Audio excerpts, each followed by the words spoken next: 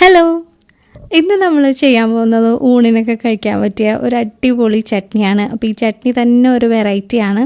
ഇത് നമ്മൾ തൈര് കൊണ്ടിട്ടാട്ടോ ചെയ്യണത്. അപ്പോൾ ഇത് ചെയ്തെടുക്കാൻ വേണ്ടിയിട്ട് ഞാനിവിടെ 5 ടേബിൾ സ്പൂൺ അളവിൽ തൈര് എടുത്ത് വെച്ചിട്ടുണ്ട്.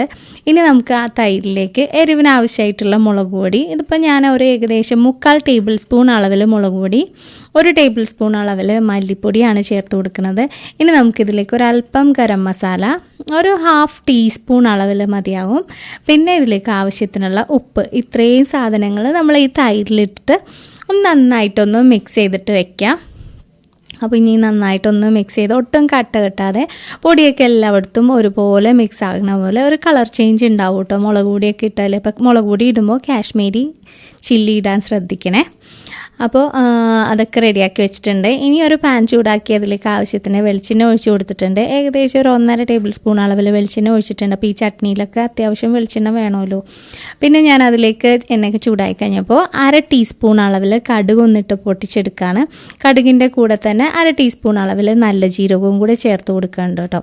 അപ്പോൾ ജീരകവും കടുകും ഒക്കെ പൊട്ടിക്കഴിഞ്ഞപ്പോൾ ഞാനതിലേക്ക് 1 ടേബിൾ സ്പൂൺ അളവിൽ ഇഞ്ചി, അതുപോലെ തന്നെ വെളുത്തുള്ളിയും കുഞ്ഞു കുഞ്ഞായിട്ട് അരിഞ്ഞതാണ്, അതും കൂടെ ചേർത്ത് കൊടുക്കുകയാണ്. അപ്പോൾ അതിൻ്റെ ആ ഒരു റോസ് സ്മെല്ലൊക്കെ ഒന്ന് മാറിക്കഴിയുമ്പോൾ നമുക്കിതിലേക്ക് അത്യാവശ്യം വലിയൊരു സവാള ഇതുപോലെ ചെറുതാക്കി അരിഞ്ഞിട്ട് അതിലേക്ക് ചേർത്ത് കൊടുക്കാം.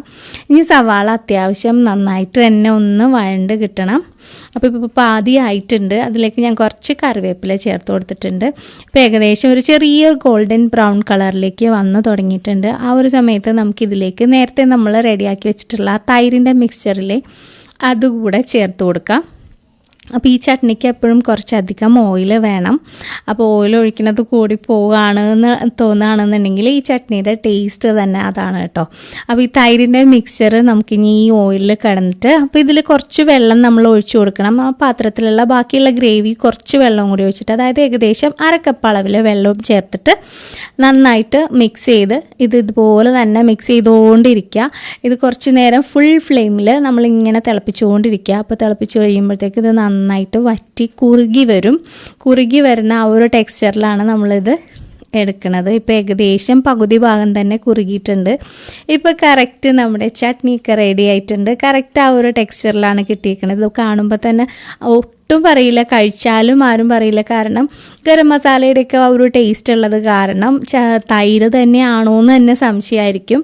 അത്രയും ടേസ്റ്റാണ്. അപ്പോൾ ഇഡ്ഡലി ദോശയൊക്കെ ഉണ്ടാക്കുമ്പോൾ തീർച്ചയായിട്ടും ഈ ഒരു ചട്നി ഇതുവരെ ട്രൈ ചെയ്യാത്തവരുണ്ടെന്നുണ്ടെങ്കിൽ തീർച്ചയായിട്ടും ഒന്ന് ട്രൈ ചെയ്ത് നോക്കുക. ട്രൈ ചെയ്ത് നോക്കിയിട്ട് ഫീഡ്ബാക്ക് അറിയിക്കുക. അപ്പോൾ ഇതുപോലെ നമ്മൾ ഒരുപാട് റെസിപ്പീസ് ഉണ്ട്. അപ്പോൾ നമ്മുടെ ഈ പേജ് ഒന്ന് ലൈക്ക് ചെയ്തിട്ട് ഫോളോ ചെയ്തേക്കണം. ഈ റെസിപ്പി ഇഷ്ടമായിട്ടുണ്ടെങ്കിൽ നിങ്ങളുടെ ഫ്രണ്ട്സിനും അതുപോലെ തന്നെ ഫാമിലി മെമ്പേഴ്സിനും കൂടെ ഒന്ന് ഷെയർ ചെയ്ത് കൊടുത്തേക്കാം. അപ്പോൾ ഈ റെസിപ്പി എല്ലാവർക്കും ഇഷ്ടമായി എന്ന് പ്രതീക്ഷിക്കുന്നു. പുതിയ റെസിപ്പി ആയിട്ട് ഇനിയും കാണുന്നവരെ stay safe, take care, by.